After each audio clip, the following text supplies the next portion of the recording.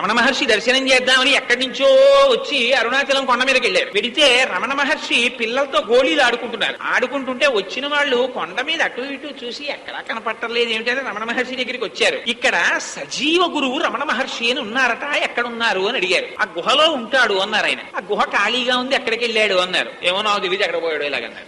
కొండ దిగి వచ్చేస్తున్నారు వాళ్ళు. వచ్చేస్తుంటే ఈయనకి రోజును నీళ్లు పట్టుకొచ్చి పోసేది ఒక ఆవిడ కనపడింది. ఏం వచ్చేస్తున్నారంది అంటే ఏమో ఆయన అక్కడ లేరు గుహలో, మరి ఎక్కడికి వెళ్ళారు అన్నారు. ఎక్కడికి వెళ్ళడమో ఏమిటి, అక్కడే ఉంటారు, రండి చూపిస్తారని పైకి వస్తే గోళీలు ఆడుకుంటున్నారు పిల్లలతోటి. అదిగో ఆయన రమణ మహర్షి ఏంది. వాళ్ళు వెళ్లి కాళ్ళ మీద పడి భగవాన్ అలా చెప్పారు ఏమిటి, మిమ్మల్ని అడిగితే సజీవ గురువు రమణ మహర్షి ఎక్కడున్నారు అని అడిగితే ఆ గుహలో ఉండేవాడు అని చెప్పారు ఏమిటి అన్నారు. అంటే రమణ మహర్షి అన్నారు, జ్ఞానం ఉన్నవాడైతే నేనే సజీవ గురువు రమణ మహర్షిని అని చెప్పుకోడు. అందుకని అలా చెప్పుకుంటే ఉత్తరక్షణాన్ని జారిపోయినట్టు. అందుకని మీరు అలా అడగను కూడదు, నేను అలా చెప్పను కూడదు.